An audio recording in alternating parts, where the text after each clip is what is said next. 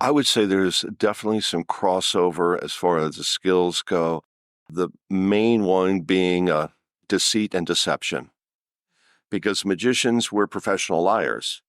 What we're telling you is, outside of our performance, it's bunk, it's a lie. It's for entertainment, and that's what it is.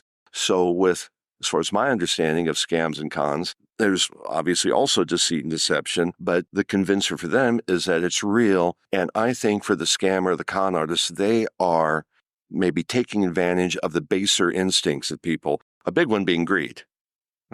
So, yeah. So they're appealing to that base instinct of greed. Oh, I do this, I'm going to get this. Whoa, okay, this is a great deal. I'm going to go for it. But with the scammer, they have to absolutely convince them that it's the real deal. Magic, we're working in the world of make-believe.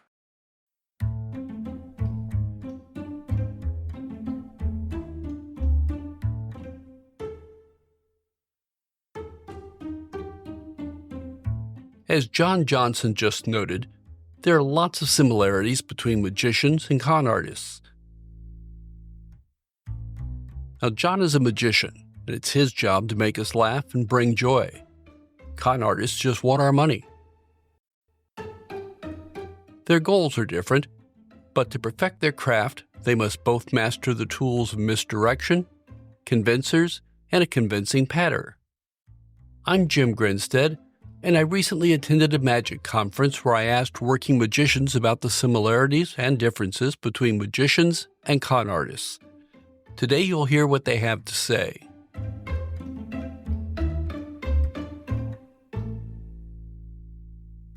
Now, before I get started, and this isn't pandering, the magic community is the nicest and friendliest professional group I've been around. They are a very giving group. They happily shared their secrets with other professionals and those working up the ranks. Spoiler alert, I'm not going to share any of those here. It would be wrong and disrespectful. But stay with me, they have a lot to say about how they work a crowd, earn their trust, and send them in the wrong direction. As I was exploring the idea for this episode, I saw that scammers and magicians do the same thing. They need to encase their marks in a bubble where what they are saying makes absolute sense. A patter. They need to use convincers to lead their victims to take action, and they need misdirection to keep the marks from realizing it's a ruse. The hardest thing that was for me to learn, and I tell this to guys who are starting working in restaurants, the hardest thing for you is going to be able to approach that table and comfortably introduce yourself to them. So I look like the manager. So when I go up, I'll strike up a conversation. Oh, glad you could join us tonight. Where you all visiting from? Oh, that's great. You're from Madison, Wisconsin. That's fantastic. And I get to talking with them, right? And so now they're a little comfortable, but then they start to thinking, do you work here? And I'll say, it's funny you asked that. I actually don't work here. I was just sitting at the bar and I was just kind of lonely. And you look like, friendly people I could talk to. People that have been there before are watching this unwind and they're getting a kick out of this whole thing, right? They're watching a show. It's not even a magic show. It's not a con show. And people are like, what? I said, yeah, I was just over there and I'll wave to the bartender because I know him. I work with him, right? And, and so they're like, well, and now you can see them start to get a little uncomfortable, right? And I said, no, I really do work here. I said, but, just not that often. And they fired me a few weeks ago, but I still come in. So I'm doing this with people. And it's funny how many people are like, oh, so sorry about that. It's not that it's a con, but I'm just having fun. And then I finally tell them, then when I do tell them what I do as the magician, they laugh thinking I'm joking about it. They're like, oh, yeah, right. That's like what I've been saying already. Now they're like, oh yeah, we're supposed to believe that. I said, no, serious. That's what I do. I was at a table one night, this was of husband and wife, and I started performing. And this guy asked me before, he goes, what do you do here? I said, well, I'm the magician. He goes, really? They got a magician here? I said, yeah, it's my 15th year. And so I start performing a couple of tricks. And he goes, no, really, what do you do? And his wife's like, he told you he's doing magic right now. He's the magician. And he goes, I don't really believe it. I said, so you think I just kind of walk around? He goes, that's kind of what I thought you were doing. You were just kind of walking around annoying people. I said, well, I do that too, and they pay me to do it. And it took like 5 minutes for this guy to finally realize that's what I did. That's Dan Fleshman. He's a restaurant magician, and he goes from table to table entertaining guests. He must make connections quickly, read the table, and decide which of his tricks work best. I watched him do a presentation on how to load his coat for a show, and that shouldn't come as a surprise to you. Magicians reach into their coats all the time, mostly between tricks. His moves must be smooth and quick. There's a restaurant full of guests waiting to see him perform at their table. Plus, as you heard, he has to build trust, just as a scammer does. But for Dan, it's a different kind of trust. There's a couple that comes in, James and Catherine. They've been coming in for years, pretty much ever since I started working there. And I would walk up to the table and my name's Dan, I'm the new magician. It's good to meet, and well, no, thanks. Not tonight, Dan. Thank you. So probably, but every time they would come in, I would say hi. And how you doing? Good. But I never asked them if they wanted to see magic. So we built this relationship over a couple of years. And now every time they come in now, they bring in friends to see the magic. So you let them take it. You let them decide. And it's fine. I've learned that I don't like to push the envelope. I don't like to push the issue. Let that be their decision to decide. And quite honestly, you're talking about, I've gained a lot of these people's trust.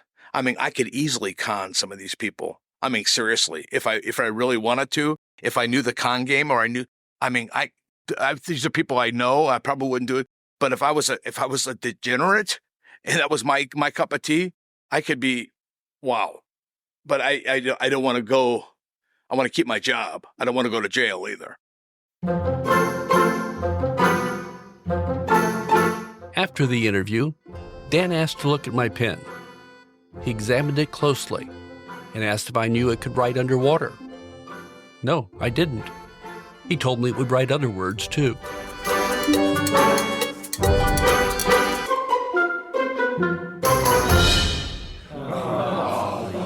Classic misdirection. As a side note, magicians have another way to misdirect the audience so they know one trick is over and the next one is about to begin. It happens by simply saying, "Thank you very much."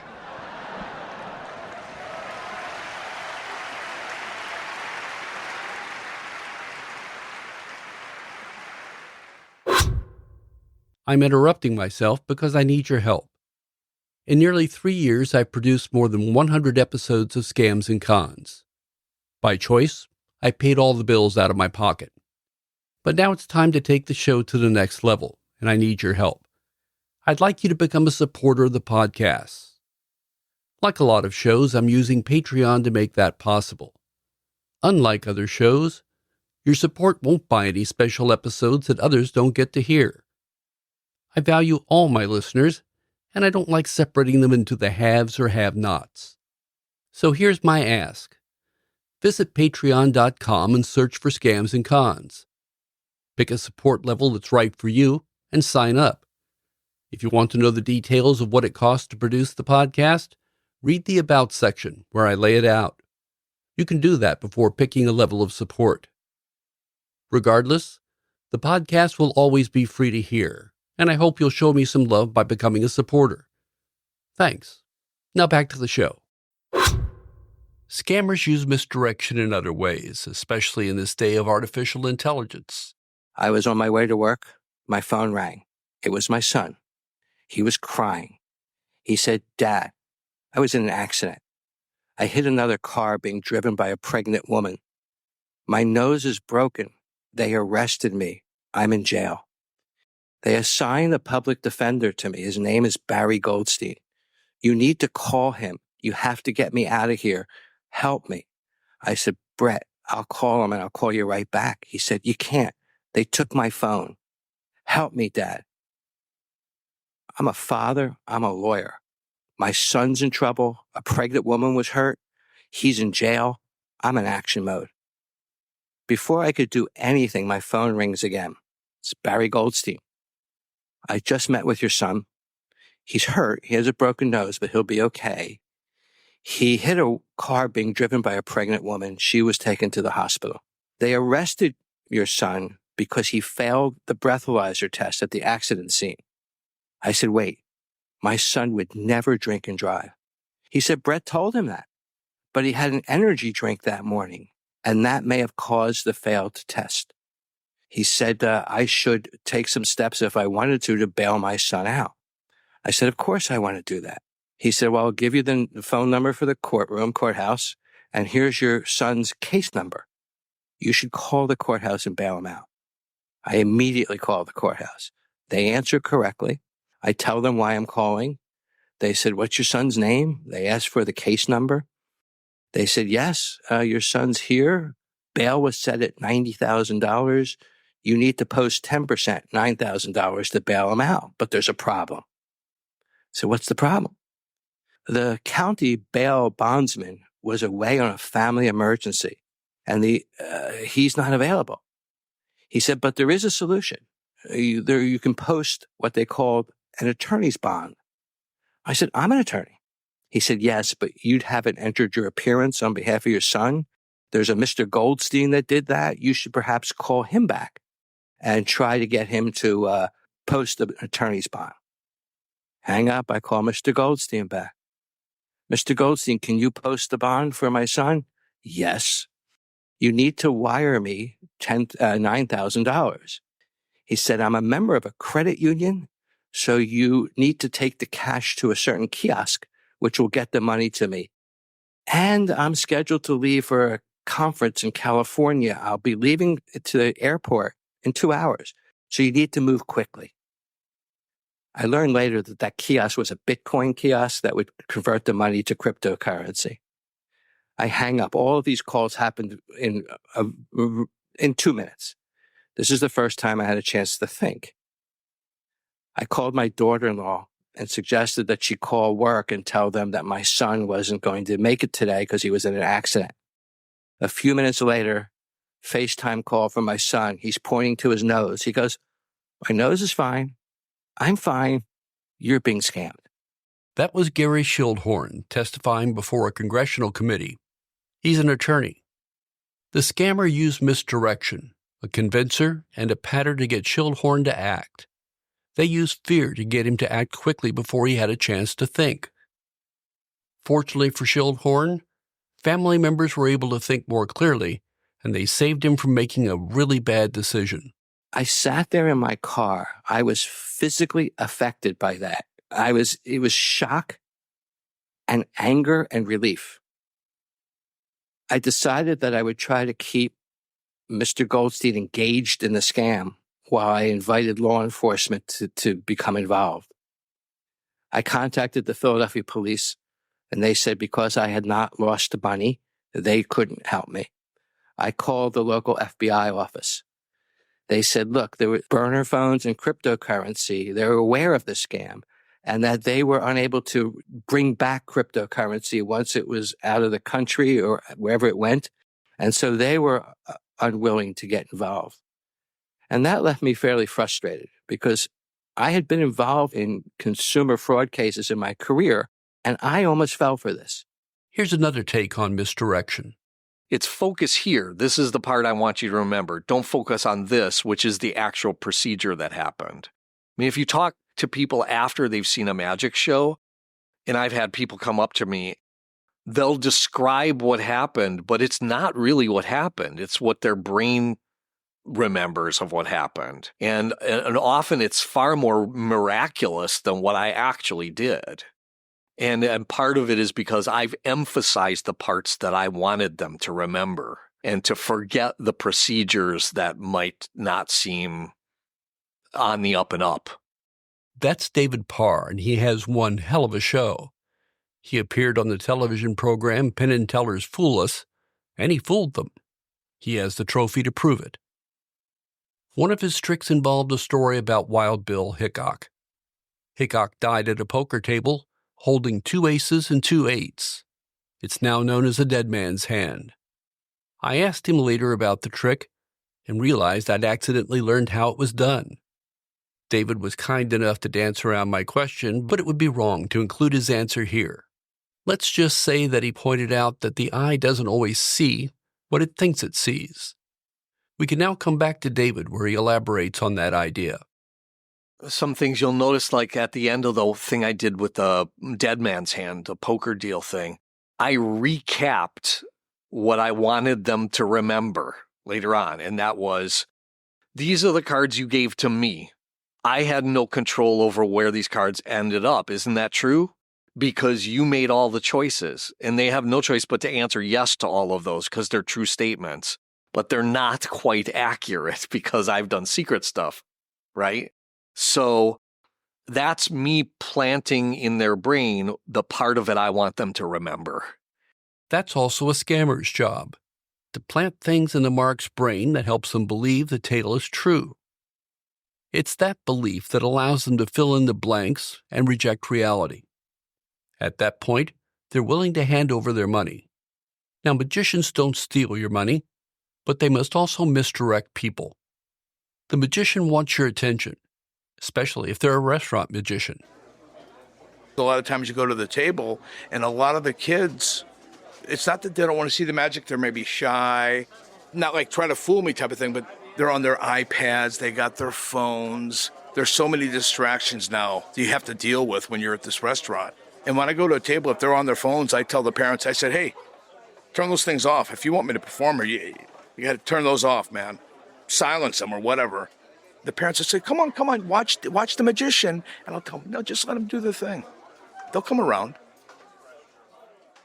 And that's usually what happens. So as I'm performing for their brothers and sisters or their cousins, and they see them having fun, they start watching, and now they come into it. And I ignore them. I ignore the kids. I don't make eye contact with them because, again, they could look away. So I let them slowly come into the act. And then as I see that they're there, now I'll ask, here, hold on to this for a second. They're not even doing a trick. I have these sponge rabbits that I have. Would you hold on to the rabbits for me? Oh, yeah. And now they got the rabbits, and now they're playing with the little rabbits. They're not even doing any of the magic, but I got them kind of coming into it. I've gone to tables before where kids were screaming and crying, and I go over and have the little kids hold on to them, and they stop crying, and tables are going, thank you so much. How'd you do that? Yeah, so there is a lot of psychology with human behavior, or lack thereof. Dan has a very smooth and fluid movement, and he has a vast array of tricks to draw from. But what if a magician had to open up a new bag of tricks every time they encountered a new person? That person would have to be psychic, or in magic terms, a mentalist. Magician Nick Lewin has done some mentalism in his career. Mentalism requires the performer to invite the spectator to believe that the magician can read minds. I think it's the psychological. Usually the con involved in mentalism is the words used, because they will be able to get you to agree to everything. If they get 8 yeses and an answer, they can break it down through to that. And so that's kind of that usage of words. I had a dear friend, and he started to do a mentalism act from nowhere. And he'd never done one before. In a week, he put together a show, went into a major show in Reno, big show, Shamada, all kinds of people in it. He started to do something very interesting. He became a cult buster because he was looking for TV experience. He came up there and he did this great pre-show, we call it. He got various information. He became a huge draw. He did all those shows, but they'd bring him on and they'd introduce him as a cult buster. And he would use mentalism in order to create a cult. He would start off doing a piece when he did a lecture or talk, and he would do all kinds of amazing bits of mentalism and say, how many of you think that's amazing? Is there any explanation for that? And then he said, no, you've got the cult of me. I'm not using his name. Now I'm going to tell you how we break that cult down. You've believed something that wasn't real. And so, he was a little bit of a con doing this, on that level too. But I think he kind of hit it on the head there. And he is now a pastor in another state. Mentalists have other things in common with con artists.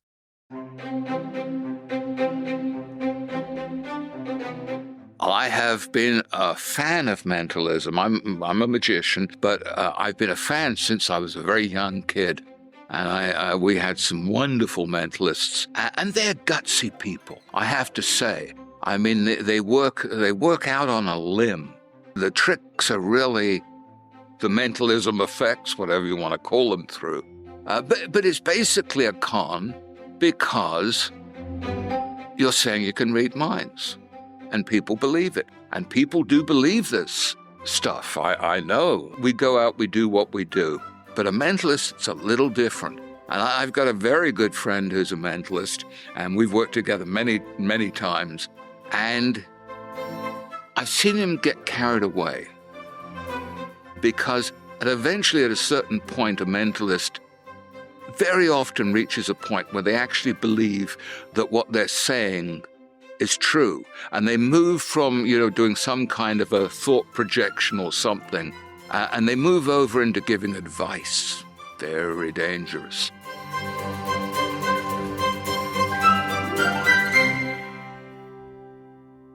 Which could be a problem among psychic scammers. Do any of them really come to believe that what they're doing is real and that they can predict someone's future? It's no longer cool to say, oh, I'm psychic. People say, yeah. But they all talk about NLP and neuralistic programming, and they talk about these psychological, which direction your eye is facing tells of your life. All that, they don't know any of that stuff. It's very, very marginal at best. So they've taken the mentalism and they put it in a psychological drag, so to speak, I have to say. And so nobody really says they're a mentalist. People have a lot of respect. If they think that you could, wow, he could tell by the way I was looking what it was and whatever, then they've been conned.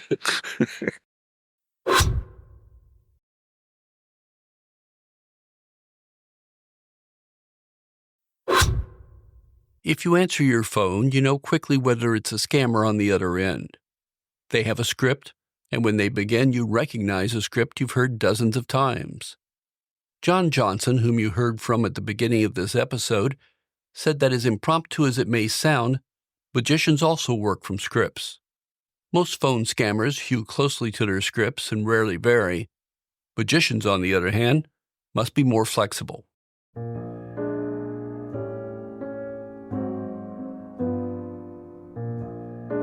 There's something called a set show, which is you have everything planned out in advance. You have every single movement planned out in advance. But then there's always the unexpected. No matter how much you plan, something can go wrong. And that's not just in magic. Another rule of thumb for magicians is expect the unexpected. When you're working something out and you're saying, okay, I have everything planned out and I do this, but what if this goes wrong? What if I don't make the wrong move? What if I pick up the wrong prop or whatever? You try and plan for all that. Now, there are also other shows which are more impromptu in nature. The term jazz magic comes into play. I may say I'm doing walk-around magic. I go up to a group of people. I have an idea, I'm going to do this, this, and this. But I also have a few things in reserve because I may determine that, okay, well, maybe this audience isn't right for what I had planned, so I can on the fly switch something out. Or let's say I go somewhere, I'm not hired to perform, but there's a group of people, and it's like, oh, well, John's a magician. John, can you do something? And it's like, if I'm unprepared, which can happen, I wouldn't have anything. I'd have to borrow something. I said, can I borrow a deck of cards? And so it's like I'm borrowing a deck of cards, and I just have to kind of make up the show on the fly and do that. And that would be the jazz magic because I'm improvising. I have skills and techniques, different sleight of hand things, and different plots for the card tricks that I can draw from to create the show on the fly.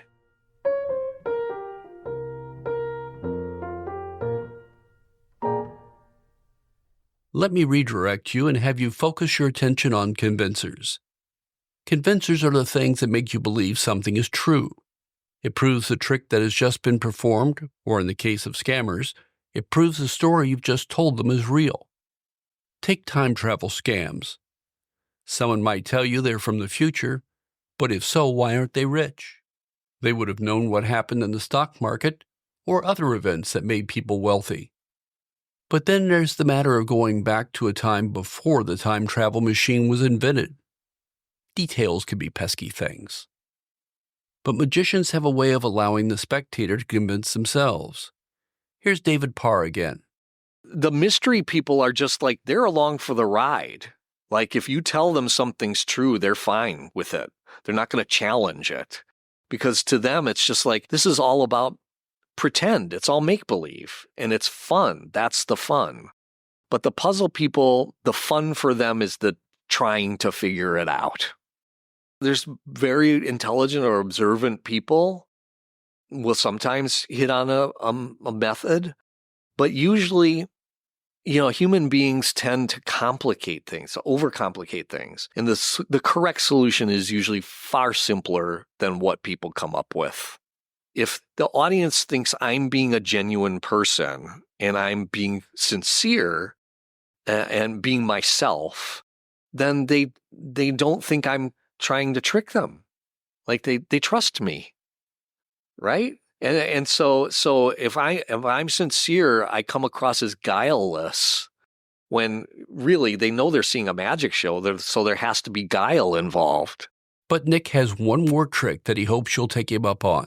And if everybody could send me $1,000, I'll put it in my account, and it's going to go really quickly on my account. So I'll get you back $2,000 within 3 days. Thank you very much.